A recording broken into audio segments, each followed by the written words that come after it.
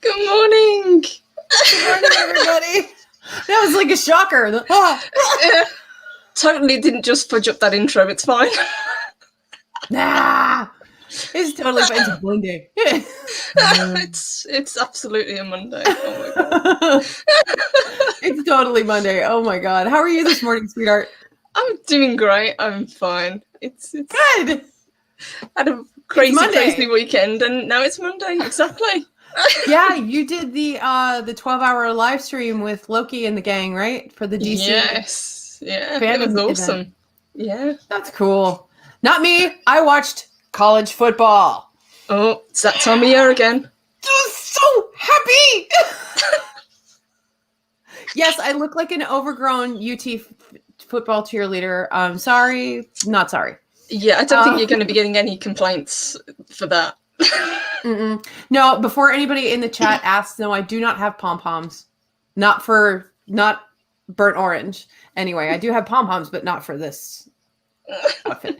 Anyway, so yeah, we got college football back in America, so I got to watch the University of Texas, Hook 'em Horns, play the University of Texas at El Paso. It was not a contest. Yeah, I was going to say, how did that go? Oh, great for UT. They beat the shit out of UTEP. I think the final score was like 54-3. It was like, oh man. It was really bad. And of course, yesterday we got professional football, so I got to watch Drew Brees and them Saints, who dat, beat the ever-loving piss out of that asshat Brady. So a good weekend then. Oh yeah, good weekend had by all. So the Saints won, and who dat, and the Horns won. So yay, UNT. Here's my UNT coffee mug. University of North Texas, where my kiddo goes. Happy summer is happy. They didn't play this weekend, but they won their first game last weekend, so I was happy about that. And guys in the chat, I don't know if you're watching American football. I don't know if any of you do, but if you could look up the score of the Cowboys game yesterday. I didn't finish watching it because I had to get up and do this morning. So good morning, everybody. Shall we say good morning? Yes, good morning. Good morning, Derek McManus. How's your mom? Say hi to Miss Kathleen for us. Colin P. Smith is here. Chris Persia, good morning, you awesome wrench, you. I love you. Mr. Hyde, good morning. Chefzilla, how about that? Chefzilla is here. Yeah, I love it. Starry-eyed girl, good morning, sister. That was a great show. Well done, guys. Yes, bravo this morning. It was great to see that pretty smile this morning. Who else is hanging out with us, babe?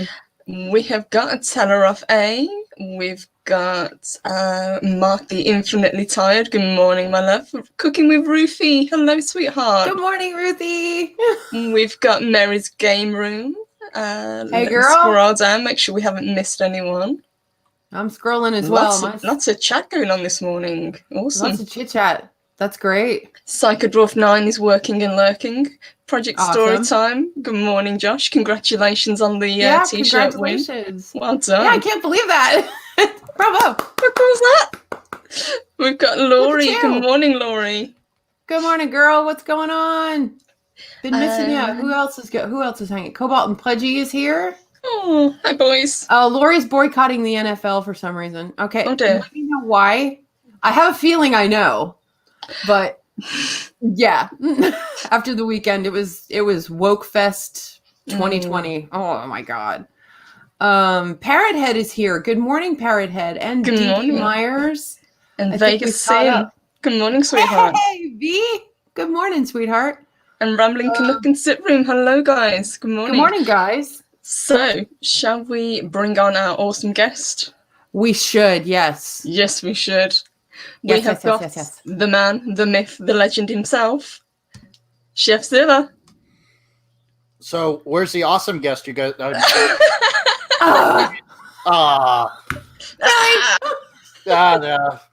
Sorry, yeah, not a football fan per se. This has been Tour de France is 2 months. I was going to say you were watching the Tour de France, so I was like, I've been watching the tour since the 80s when Greg LeMond was writing. Oh my gosh. Yeah. And this has been a really, for those that follow the tour, this has been an amazing, interesting Has it been a good one? tour. Yeah, it actually really has been a good tour. A lot of, well, I mean, it's 2 months late. Usually it's in July. So I was gonna say, well, the Kentucky Derby, they just ran that, and that was two or 3 months late. That's 2 or 3 months late. But yeah. Ugh. So there. I'm tired. Yeah, I'm sick and tired of it. I will say I'm with Lori on boycotting the NFL. When did American sports become political? I just don't. Yeah. They didn't do it as much during the college games.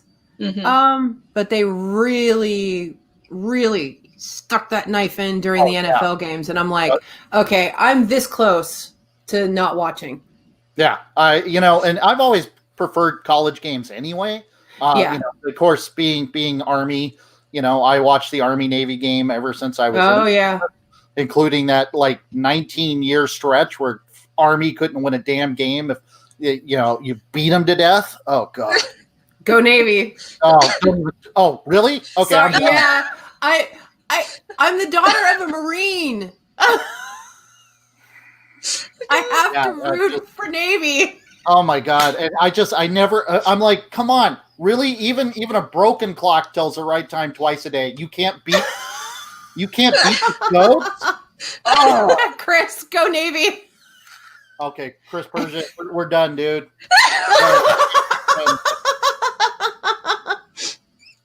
Yeah, I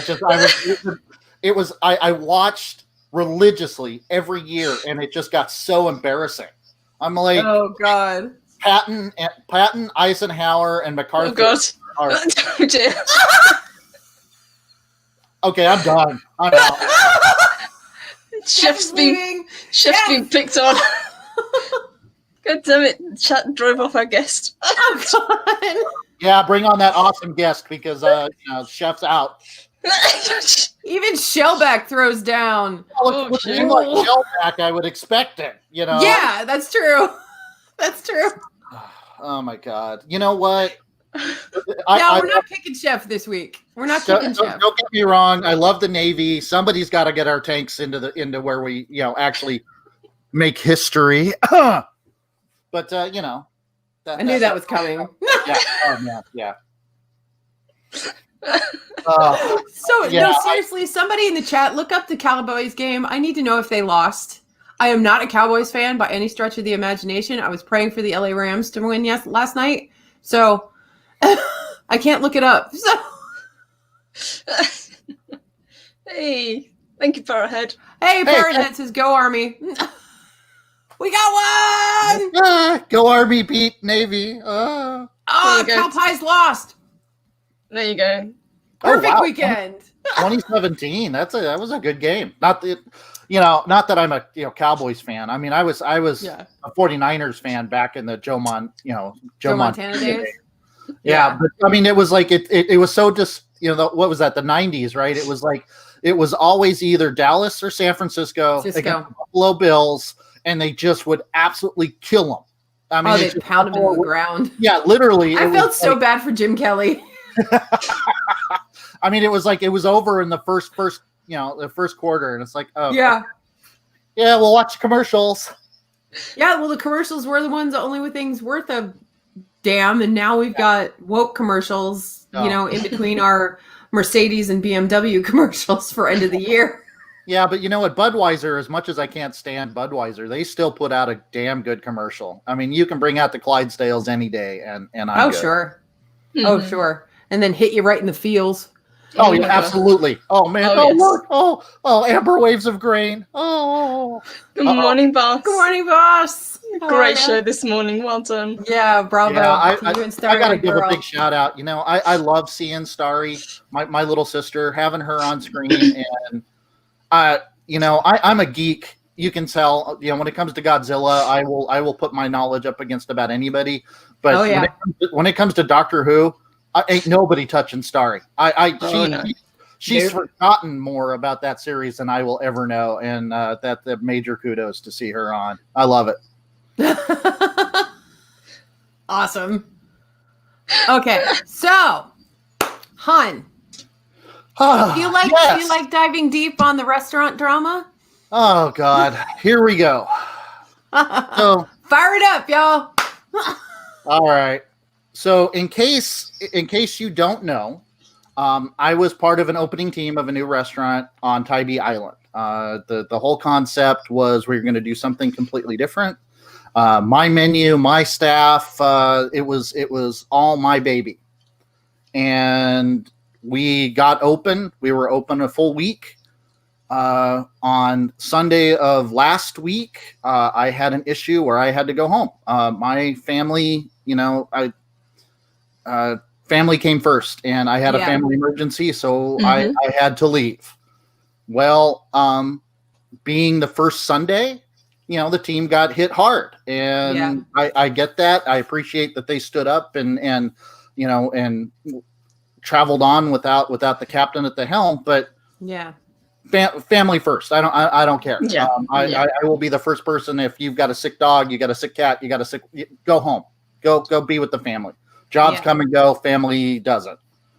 So I thought everything was good until 3:30 in the morning when my phone started going off.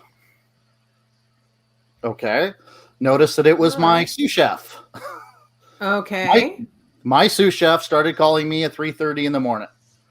On the second ring is when I picked up, and he decided to go off on a blind, drunken tirade about how I abandoned the team and how we don't need you and how great it was that you were gone and that blah, blah, blah, blah, blah, blah, blah, blah, blah. Now, keep this in mind. This is actually the second time that he's gotten drunk and called me, decided to lay into me about whatever stupid crap he had going on. And isn't he your subordinate? He is my sous chef. That's what I thought. I'm going to actually put that in air quotes. Air quotes. Okay. Because for me, my sous is a very personal position. I going to pick my sous who is going to, because ultimately they back me when I'm not there.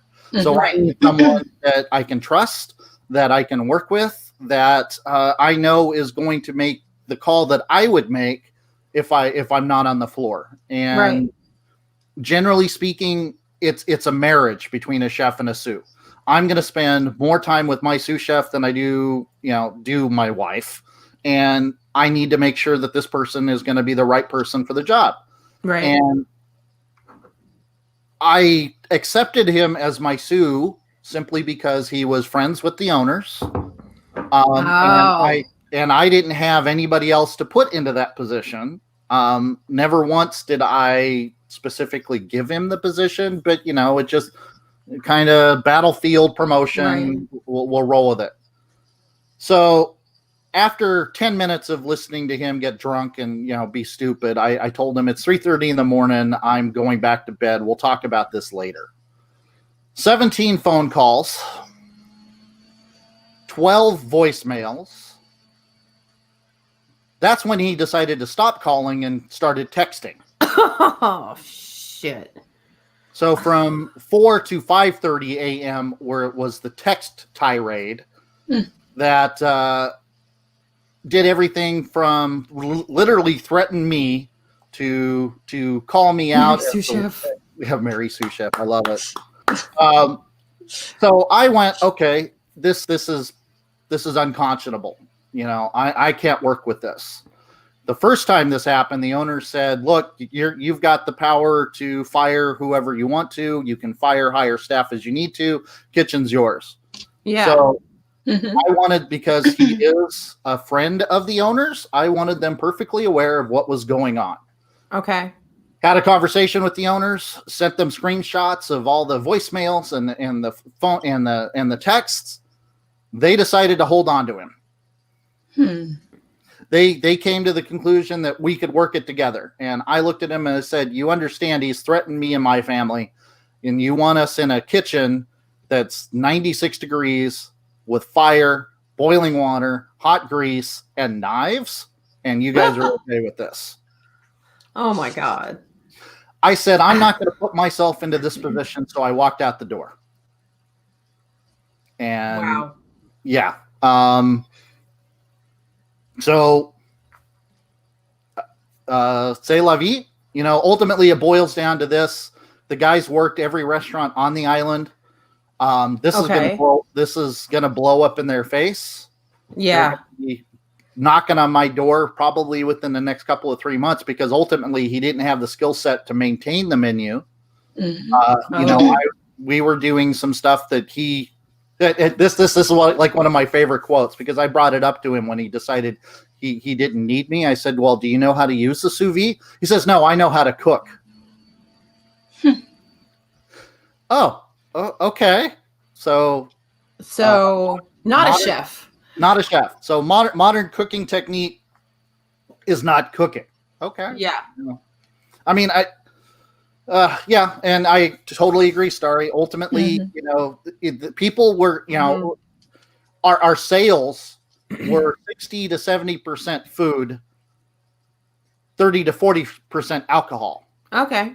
People were coming to eat. They weren't coming to drink.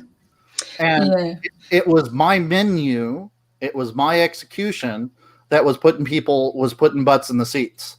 Yeah. And that's not going to happen. No, that's what we were saying earlier. You know, you go out to a restaurant to experience the food. You know, you want that high class quality cooking from the chef. Well, and you know, you can go anywhere and get, you know, like I was saying, you know, the vast majority of what's on Tybee Island is, you know, greasy burgers or fried food. You know, there really isn't a place to go and have a meal. There isn't a place where you're going to go and you're going to sit there for a couple of hours and you're going to get an appetizer and you're going to get a fantastic entree and you're going to get a fabulous dessert and then go home and get laid. I mean, that's just not going to happen. Not with all that fried food going on. Not with all that fried food, you just get fat and clogging arteries. Yeah.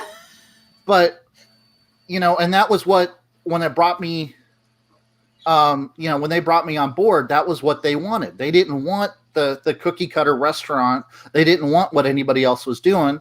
They wanted something new, exciting, and different. And that's what I brought to the table. And they're because he's a family friend, or they've known each other. I mean, Tybee is a tiny little community. Everybody, it's not a family tree; it's a family shrub. Everybody knows everybody. That was not a battle that I was going to win because they've known each other for a billion years. But you know, when you look at the fact that he's worked a billion restaurants on the island, you know, he's bounced around. He's not going to last, and they're really truly going to be screwed. And I'm already seeing it in a week. The food is the reviews have gone from 5 stars to 4, and people are already saying there's obviously a change because it's not the same quality when they came on board. Yes, and given the current climate as well, you'd think they'd want the absolute best for their restaurants. You know, and I'm not gonna fault it, but ultimately it boils down to this. I'm not gonna work in a hostile work environment. I'm not gonna be threatened by someone. Great, that's fine. If that's who you want to be with, you just gave me all the ammunition I needed to you know, to move on and do the best I can. Now, granted, it puts me into you know, kind of a tight situation again, but better my life, you know, better this situation than my life, and that literally was where I was at. That's no that's no bueno. We're not doing that. You know, and kitchens are already dramatic enough without having that underlying issue. And well, we're gonna have to see how it goes, I guess. Absolutely. You know, if the people are already noticing a change, maybe it needs to get worse. Yeah, it will. I mean, okay. It's funny. One of my favorite chefs was Anthony Bourdain, who wrote Kitchen Confidential. Oh, God rest him. God rest. I miss him terribly. I drove 1,000 miles so I could see him speak. I mean, the man. Cool. After reading Kitchen Confidential, I was like, this is the chef I want to be. Yeah. He said that being a chef is the closest thing to being a captain of your own pirate ship, and that's the honest to God truth.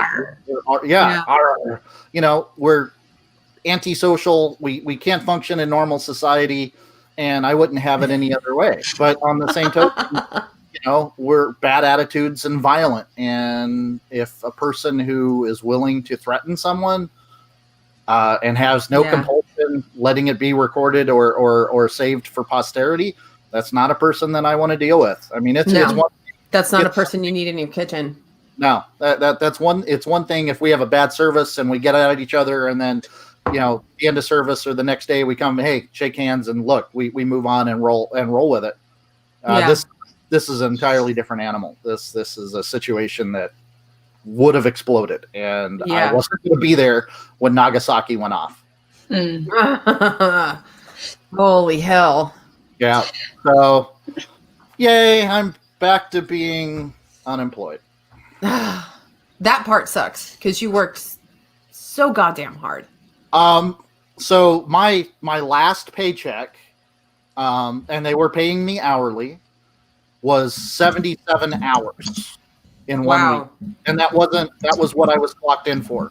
What a lot of people don't understand is, as a chef, just because I punch a clock doesn't mean my day ends. There are a lot of things off the books that I do, whether it's talking to purveyors or having HR conversations or looking at menu, and unfortunately, I'm the type that I'm all in or I'm not, and I'm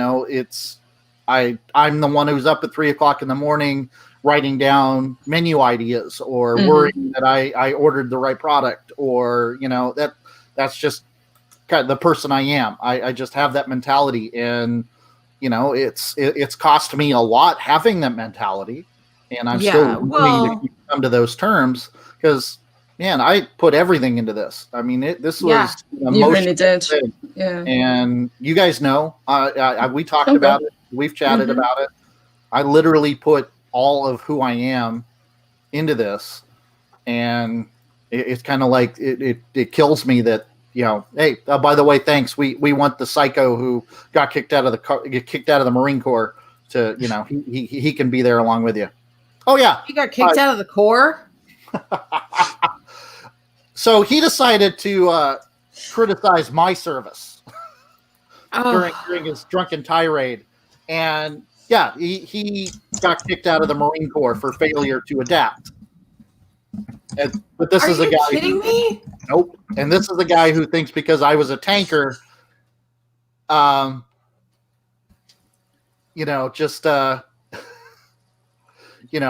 all I did was sit on my butt, that I didn't actually serve.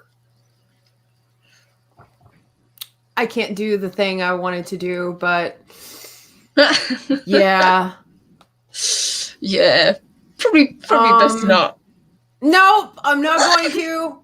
Not gonna do it. Not gonna do it. You know what we can do though? Say thank you to Ozzy. What can we do? Say thank you to Ozzy for tipping. Ozzy, thank you so much. Big spender. Hey, big spender.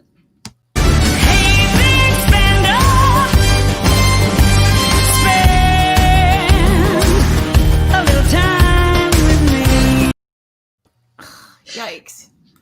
My stream elements just fracking quit on me because I was getting ready to read Ozzy's message and it just freaking quit.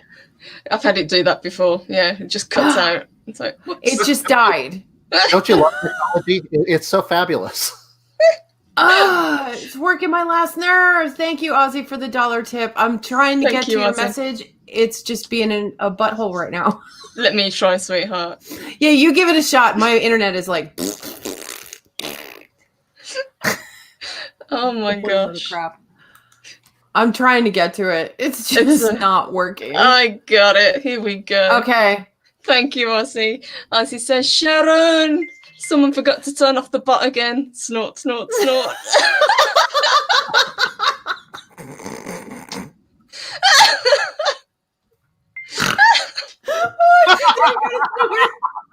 Oh wait, I think is that the first one this stream?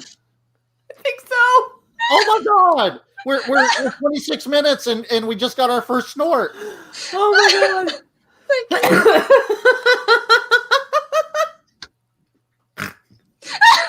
Oh. Now she's making up for lost time. Come on, number 3. Oh my god. Oh, man. Meanwhile, I got a poodle behind me digging a hole to China through my bark and bite demicorn blanket back there. It's like, could you not? Oh, we just got another one. Oh, did we? Yeah. Yes, we did. Yeah, I can't wait to see you try to actually pronounce this one. It's JPRPH1. Yep, JPRPH1. It is. Thank you, Big Spender. Hey, big spender, spend a little time with me. I got it to work. So Hey. JP says, keep up the good work. I'm new to the channel after Az shouted you out on Friday Night Tights. Here's a little cheddar for the channel. Thank you, JP. We really appreciate it. We try to do our best here in Valhalla and with the Valkyries. So thank you for keeping up with us. We're gonna get for fuck's sake. Most likely Shellback, most likely. Come on, Sammy, you can do it. There. Go! The Porno. Oh. We got the hat trick. We're good. Hey, Grey Ghost, good to see you. Good morning, Grey Ghost. Oh my god. Yitzy, good morning. Oh my god.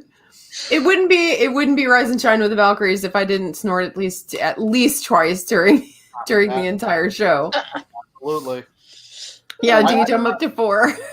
I've grown to. There's a certain level of snorting that I expect from my writing, and if I don't get my snorting, then I feel somehow unfulfilled. Unsubs. Unsubbed. No snorts. No snorts from Sammy today. Unsub. No, please don't unsub. We like everybody here. Oh, and what did I say? I haven't had the chance to really 846. Way to go! Thank you. Yeah, that's our latest. Thank you very much. Thank you. God. You're awesome. I'm still waiting to break 50, but I guess I should probably update occasionally. Well, hey, at least I have time to update. That's true. Now you can really update. Oh my gosh. But yeah. No. Anyway. So yeah. So there it is. There's Chefzilla drama. Oh my god, honey. Yeah. Well, what are you gonna do? Nothing. Nothing. In that situation, when if you're actually willing to just let it go, where ultimately, look, HR would have jumped on that in a heartbeat. Any other restaurant or hotel I've ever worked, he would have been gone within minutes. And but but you're not dealing with a human resources situation. Yeah. Here. Completely different. Individually owned. Yeah. Right. And this is kind of the funny thing. Anthony Bourdain in Kitchen Confidential, he actually talks about the red flags to look for, in being in a restaurant, and they were probably 4 of the 6. Yeah. So yeah. Yeah, that kind of covers it. Oh my gosh. Yeah. When your owners are sitting at the bar drinking the profits, not a good sign. Oh boy.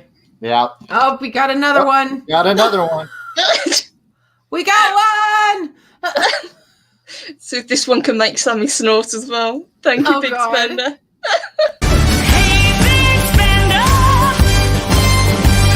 spend a little time with me.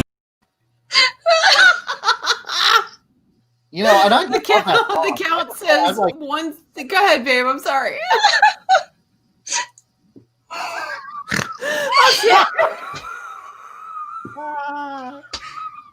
Shit, you got me when I was drinking. oh no! Did you snort? Did you blow it all over your keyboard? Oh, there, A bit, yeah. Uh-oh. Snorting lemonade now. Oh my god. The count says one snort. Or he says one snort, two snorts, three snorts, four snorts. Ha ha ha. Oops, 5 snorts. Oh my god. Thank you, the count. Hey, Dega. Hey, Tiger. Juicy snort. Oh god, now I can't spell. Goodness gracious. Between the snorts and the squirrels, I mean, Squirrel. squirrel. I have to be careful when I say that because Lucy will get up and start looking for squirrels. Right Lucy's- now, she doesn't care. She's No, just like, it's "Eh." like Lucy's face down at the moment. Yeah, pretty much. She's happily curled up in her Mornings of Mischief merch. So, Yeah, I got Anne. I don't know if you can see her. hi, kitty. She's in her favorite spot in the window. And What cat doesn't like the sunshine? I think Willie's probably in the living room, Chilling out. just doing kitty Hey, thing. Jedi Bill. So, and you've probably got these memorized, Chef. I wanted to ask you what Anthony Bourdain's 6 rules were. Oh, I'll have to remember. There's actually more than 6, but There's more than 6? Okay. Oh yeah, but like in the case of you want to watch for those owners that have a restaurant because they either had an exciting catering business and or cook something that all their friends told them was the best thing ever, and that so they should have a restaurant around that. Uh-huh. You want to watch for the retired people that have never owned a restaurant before that think it would be cool to own a restaurant. There's 2 for 2 on that one. There were a few others. I hate to admit it. It's been a long time since I've actually read. That's okay. But generally, these rules you would abide by. these are always red flags. These are always things to look for. Gotcha. Running a restaurant is not an easy thing to do. It is, you can have everything perfect location, perfect menu, perfect staff, perfect everything, and still fail. 90% of new restaurants close within a year to 2 years. Yeah. Just for whatever reason, undercapitalization, bad location. It just COVID. A lot of turnover. Yeah. Oh yes. Yeah, I can imagine that would have killed it. Well, at least done a lot of damage. Oh, they're here in Savannah. What is it? As of right now, 10% of restaurants haven't reopened. You're kidding. Nope. and more are going away all the time. Oh, I love food in Savannah. God, I hope some of my favorite restaurants haven't gone away. Oh, there's a few on my bucket list that I will never get a chance to partake in. I don't care whether I like the restaurant or not. Yeah. It breaks my heart to see a restaurant close because I know how much work. Yeah. And all that's service staff, bar staff, kitchen staff that are now without a job. And that's in this environment, it's brutal. Mm-hmm. Oh yeah, for sure. Oh, we got another one. Oh, gosh. Oh my God. Rambling Canuck just tipped $2. Thank you, Rambling Canuck. Thank you, Rambling. Hey, big spender, spend a little time with me. Oh, Rambling Canuck says, always tip the chief. And P.S. CFL forever. What is this NFL stuff? Okay. Yeah. Frickin' Canucks. You guys have hockey. Shut up. Which, Yeah, but by you the way, the Dallas Stars are 1 game away from the Stanley Cup final. And the reality is they don't even really have hockey anymore because we stole it. Yeah. How many Canadian teams are there? Yes. Yeah. Rambling, you need to drop me a line, buddy. I got time. Let's play some Axis and Allies. Oh, shit. Oh, no. I think we may have started an online rivalry. Oh, crap. Thank you, Rambling Canuck. You're such a sweetheart. Thank you, Rambling. We have hockey. I thought the NHL was located in the U.S. That's what Chris Burgess just said. Yeah, when was the last time a Canadian team won the Stanley Cup? Hey, Canuck, you want to get on that one? Thank you, Schoenbach. One with a British accent, one with the power of the snort. I'm getting all steamy, cooking in my own shell here. Oh, buddy. Shellback, you have no idea. DM me on Twitter. I'll lay you in on all the dirt. Oh yeah, Chef is enjoying the Chef green has room. dirt. Yeah.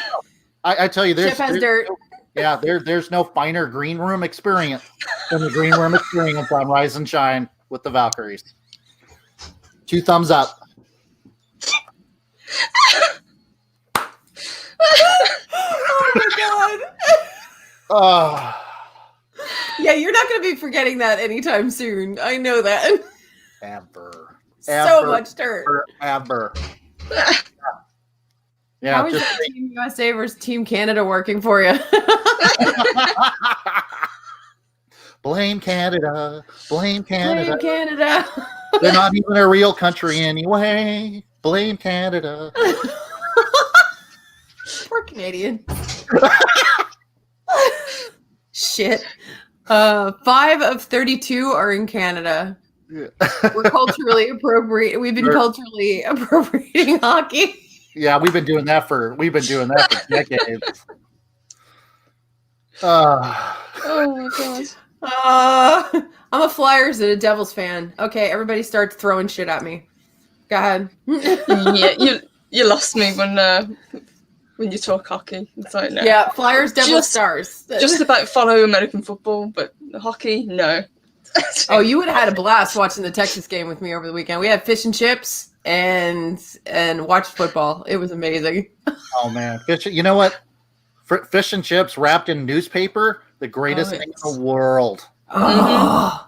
The only thing I was missing was actual newspaper. Yeah, we don't do that here in the U.S. We can't do that now. Do they still do that in Britain?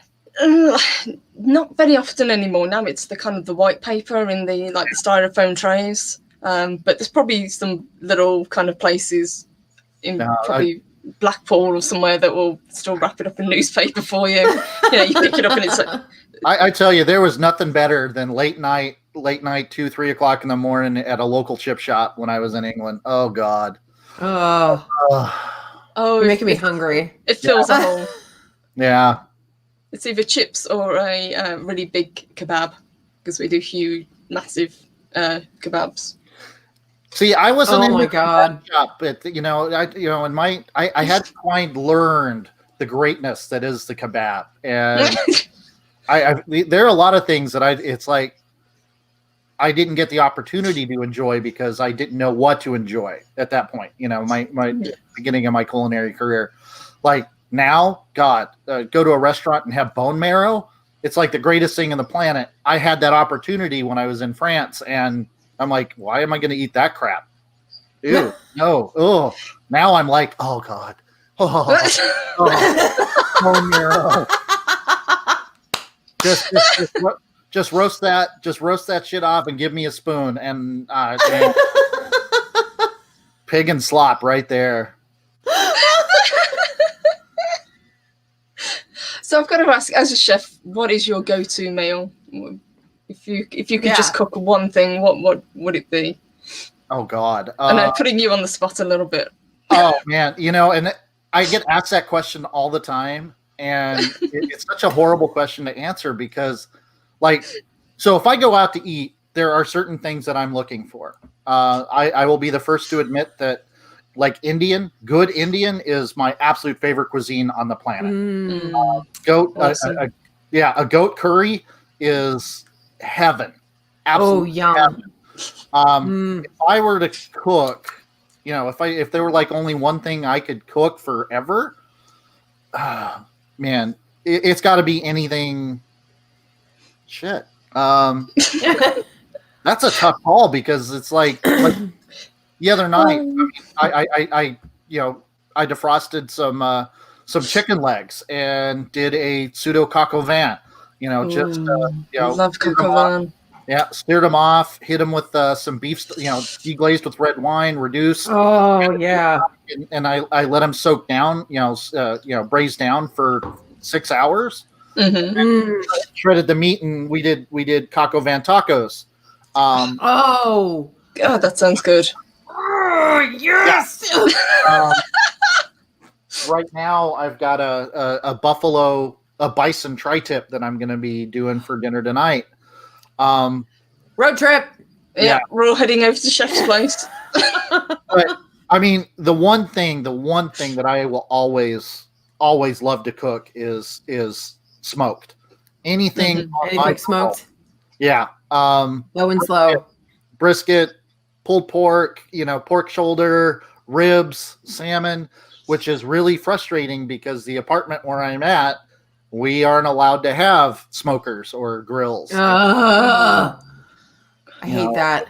Oh, I love smoked salmon. Oh my gosh. Oh God, real smoked salmon is fabulous. That was an aggressive give me that food now, right? And I'm also hungry. It doesn't help. I'm talking to a chef. I had my Greek yogurt and blueberries for breakfast this morning, and it's coming up on lunchtime for me. And I don't know what I'm doing for lunch. I haven't eaten yet. We were talking in the green room, and you said that coming up to autumn is a great time for cooking. You said that's one of your favorite times because of the menu that you can come up with. Oh, autumn menus are the best. This is when you're talking end of season vegetables. Root vegetables are starting to come out. Temperatures are dropping, so things can get a little heavier. I'm looking at. I've got a recipe of it's a braised pork shoulder with cherries and Guinness. That is one of my absolute favorites to roll out. It's usually a St. Patrick's Day tradition, but that's the stuff that I'm talking about. And it's like you look at our background here. Bring me rutabagas and parsnips and chili. Oh God, chili. Yeah, chili. Man, yeah. Let's talk about 5-alarm chili and. Oh yeah. I love really big jacket potatoes. Oh it's man, that kind of time. Yeah. Yeah, right now, Yukons are starting to come in. You've got the White Bliss. Of course, I use red potato for everything. Everything. Those are so good. Oh yeah. Oh God. Yeah. But like now, like we're starting to. I'm going to start doing heavier chowders, and chowders. Oh man, we'll talk about clam chowder, and I'll share my recipe here shortly. I've never had clam chowder. Never tried it. Oh my God, are you serious? Oh, never had it. I tell you what, I now know what I'm going to be cooking you the minute you go. Yeah, I don't know you. Oh my God. But Mark's right. Everything goes into soup. Oh yeah. Oh man, soups are, and I used to watch Top Chef when it first came out, and I will never forget one thing Tom Colicchio said, that no matter what you do, you roll out a perfect soup, and That's it. And people don't understand how easy it is to actually screw up a soup. It actually is quite easy. It is to F it up. easy. Yeah. Let's talk about chicken noodle soup and overcooked vegetables and overcooked noodles. Ugh. No, I don't like my noodles mushy. Ugh. No, there's got to be some texture to them. Absolutely. Hey, saucy wench. Good to see you, sweetie. Lamb stew with Guinness and root veggies. Yeah. Oh, That sounds good. Oh, yeah. You're killing me, Smalls. Like, Sammy, you and I were talking about in the green room, it is absolutely horrendous what Southern Americans do to vegetables here in the United States. Yes, it is. Oh, God. I am know. also guilty of it, being a Southern woman.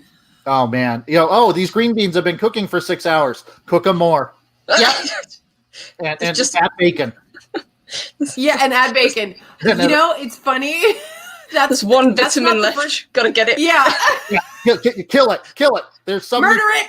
value in there. Done. I mean, I don't put the turkey on first on Thanksgiving Day. No, I put on the green beans first. You don't start the turkey the night before. Oh no, that brines for like 2 days. Oh God. Okay. Let me Mother of the brine. So I'm cooking for my mother-in-law. And it's the first Thanksgiving that I'm cooking for my mother-in-law. And this was like 2002, 2003. I happened to be off on Thanksgiving. And I decided to do turducken. Oh God. So Inception. I cut down the turkey breast. I pounded it out flat. I cut down the chicken. I did the same thing with the duck. I did this perfect roll. I mean, it was absolutely gorgeous. Came out about this long, perfect layers. I cooked it off. We served the plate. And the first thing she says is, "Where's my turkey?" Right there. With the duck and the chicken. The amount of work that I put into this, and all I hear is, "Where's my turkey?" You'd hear that at my table too. You would.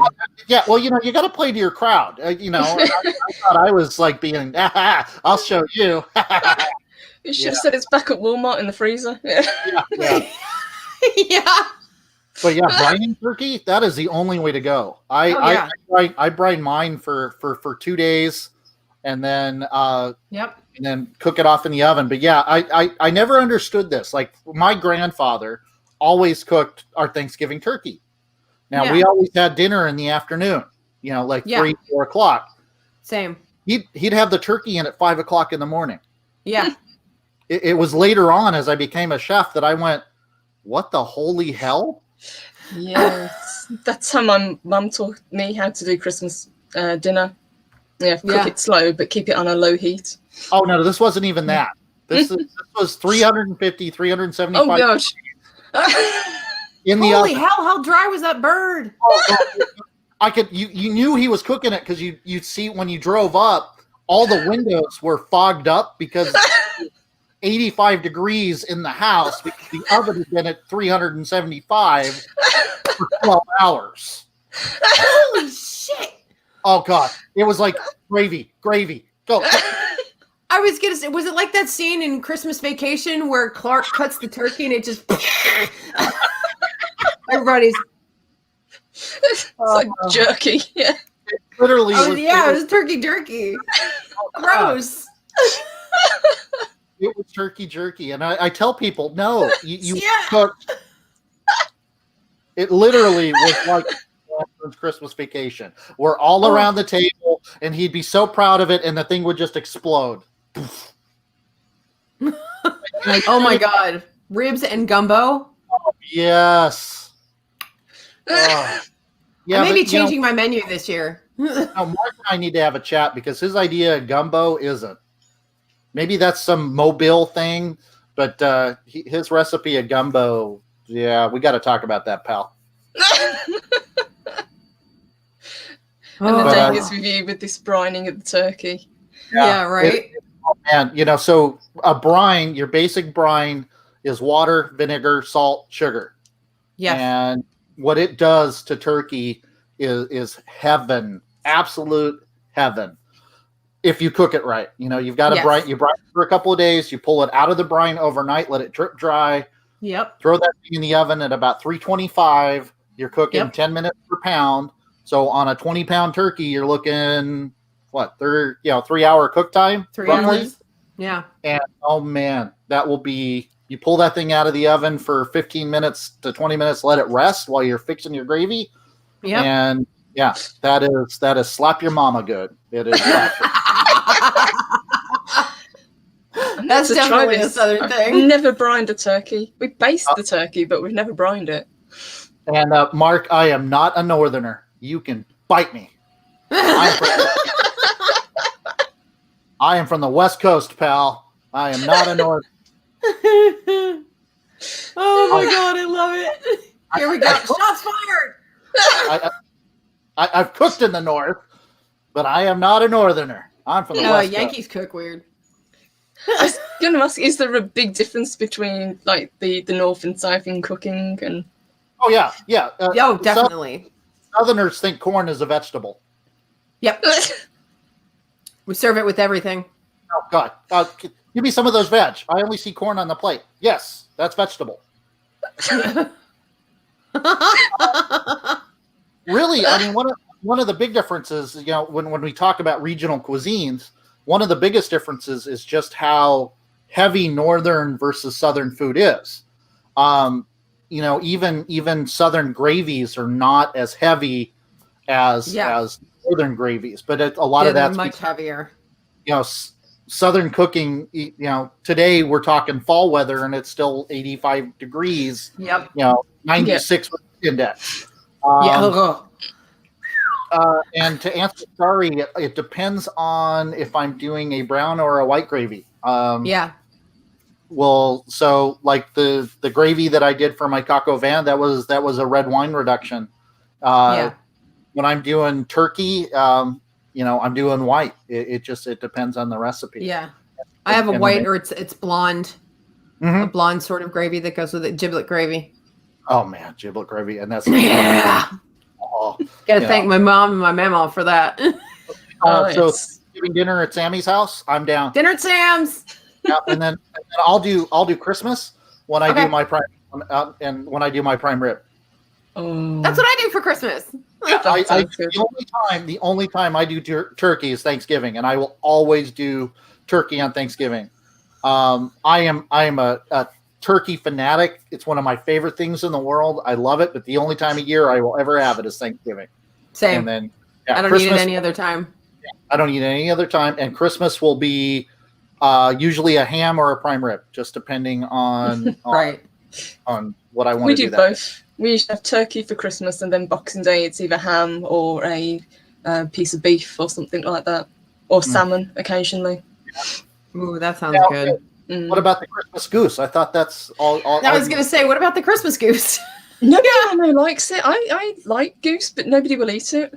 They find it too fatty, too greasy. Oh, too greasy.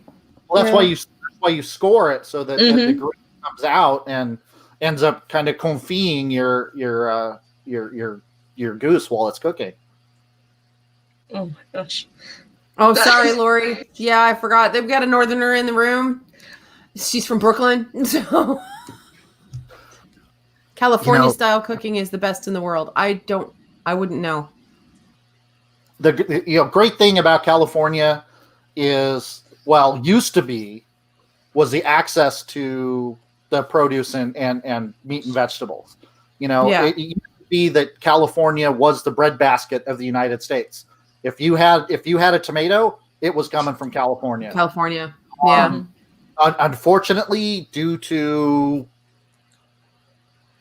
political reasons, more often than not, that's not what they killed.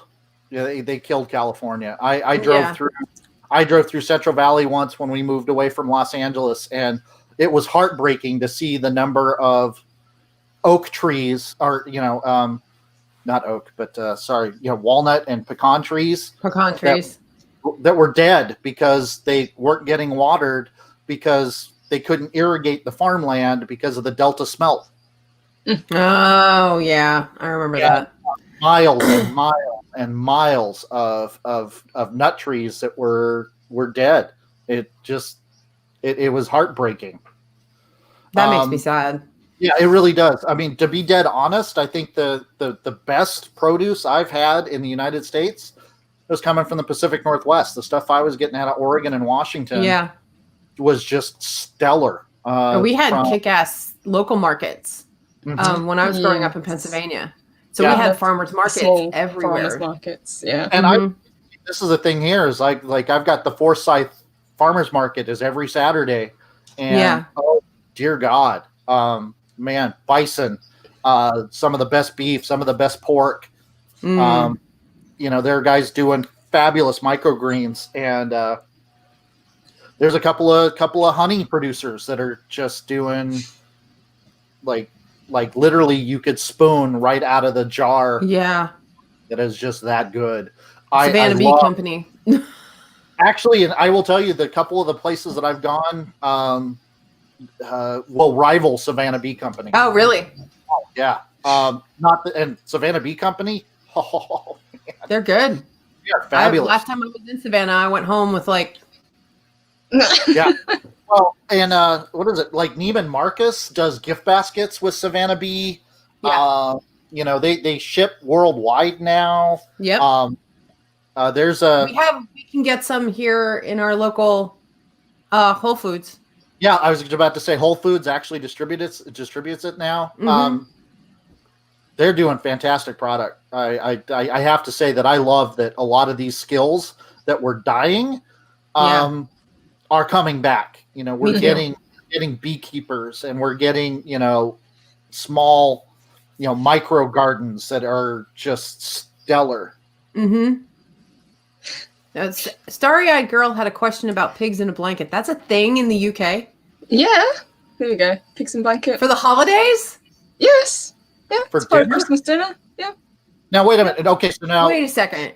Is this a translation thing? Are we talking about sausages rolled in pancakes? Wrapped in bacon. Oh, so that's a different blanket. Yeah. Sausages wrapped in pancakes. So over here it's wrapped in a strip of bacon, usually streaky bacon. Oh man, the pork. All the pork. That's like a pig in a pig. So for our Jewish listeners, plug your ears. I love to take Hebrew National hot dogs and then wrap them in bacon and cook them that way. So nice. I take it all beef. Good. I take it all beef kosher hot dog and then sacrilegiously wrap it in pork. I love asparagus and bacon. Oh, Me God, too. Asparagus and prosciutto is that's a side dish at my Christmas dinner. Asparagus and prosciutto. Surprise me. Okay, so Josh, you have been picked to cook a meal for the bridge crew of the Enterprise. What do you prepare? Well, come on, it's New Trek, so it's got to be Tribble. Oh God. I think one of the best things that's funny, we can talk about the menu, but I think one of the best things about Star Trek VI, which is my favorite Star Trek movie, is when they go into the galley and you see them making turkey and mashed potatoes. And it was a cool. It's like, wait a minute, they're not using a replicator. They're actually cooking, and I love cooking. Of Star Trek period. That was a great scene. It was a great scene, and I happen to love Kirk. Note to the galley: Romulan ale to no longer be served at diplomatic functions. Somebody let me know how much we could screw this up. Screw this up any further? Further. Yeah. McCoy's gonna go climb into a pot of black coffee. Yeah. I'm behind McCoy on that one. Oh, absolutely. I did my pot of Black Rifle calf is what I've been living off of for the last month. That's a good coffee. Oh my God, Adega, that sounds like sacrilegiously awesome. Yeah, it does. Grape jelly, ketchup until thick. So you got that sweet, savoury taste. I think I have a new menu item. Well, you know, the cooking is stealing. Every recipe has been stolen from somebody else. Sure. Of course. Nobody really innovates. All we do is take what somebody else did before and add a little extra salt or a little extra paprika. Yeah. Suddenly that's Tweak my it. recipe. Yeah. Oh, this is mine. I developed this for years. Half an hour ago. Colin P. Smith says, wasn't Neelix a chef? Yes, he was. Yes, he I was. forgot about Neelix. Yeah, Yeah. and he also had his own kitchen. Yeah. I tell you, Neelix was one of my favorite characters. Was one of the only characters that I truly loved in Voyager. On Voyager? I think he got kind of a raw deal when they got rid of Kess. I was like, yeah, that Voyager, was weird. Yeah, Voyager was not my favorite Trek. It wasn't mine either. It wasn't, to be honest. Especially coming off the heels of DS9. But UPN did not treat Trek well. No, the second they took it, it was like, oh shit, here we go. And UPN is what gave us Enterprise, which ended up getting canceled just as it started to get good. And of course, looking at what CBS is doing to Trek now, I actually wish for the days of UPN. Triggered. And yes, Cisco's dad. That's right. Mm-hmm. Yeah. Joseph Sisko was a Cajun chef, and when we saw his restaurant in San Francisco, it was awesome. I love that whole storyline. Yeah. Okay, my phone keeps ringing. I'm sorry for the buzzing. It's like, please, no. Live streaming now, and everybody wants to talk right now. It's like, Mom. Oh my God. Aww. I know, it's my mom. She knows full well I'm live streaming. It's like, but it is 11:03, so she's probably telling me, you owed me a phone call at 11 o'clock. It's 11 o'clock. You need to shut up and call me, please. Because I've met my mom. Stop wasting time with your friends. Yes. I know, my God. Come in the house. I told you to come home when it got dark outside. I know. Oh, thank you, Mary. You have a lovely day too. Have a good day. Yeah, it's time for us to sign off anyway. It's after 11 o'clock. So next time we have you on, Chef, we're going to talk about food and Star Trek. Yes. Oh, let's bring it. Absolutely. Okay. I really want to go over like a Christmas menu. I think that would be awesome. Christmas, yes, holiday goodies. Actually, no, Thanksgiving, because I don't know what you guys have for Thanksgiving. Right. So, and you know what? Honestly, Thanksgiving menus are my favorite menus. Christmas I can have a blast on, but we'll talk. We can talk about pumpkin mousse and pumpkin pie and oyster stuffing and how to actually prepare a turkey. Oh, okay. Say posh. Okay, Mark, just for you. Posh. He's recording that, right? I'm thinking it's going to be like his text alert or ringtone or something. Yeah, he's going to be replaying that like in a loop. Posh. Oh, God. He loves it. Oh my God. All right, you guys. We've got to sign off for the day. Chef, thank you so much for joining us. Thank you so much for talking to us about your issues with the restaurant. We hope everything gets worked out. We do, yeah. Thank you so much for having me on. I love seeing you guys. You guys are rocking. You're welcome. Oh, you'll be back. I did put Chef's link in the chat, but I'm going to put it in the description as well. So, guys, if you're not subscribed to Chef, please do, because he has some fantastic fantastic recipes. videos. Yeah, and recipes. I guess I'll have to update you very short. Yeah. No pressure. No pressure, No Chef. pressure. No pressure, Chef. None whatsoever. But until tomorrow, we will see you in the chat for Loki's Mornings of Mischief. tomorrow Indeed. morning at 8 a.m. Central, and we will be back on Wednesday morning at 10 a.m. Central. Yes. So until then, you guys, have a great day. Thank you, everyone. Mwah. Have a great Bye, y'all. one. Bye, Bye now. guys.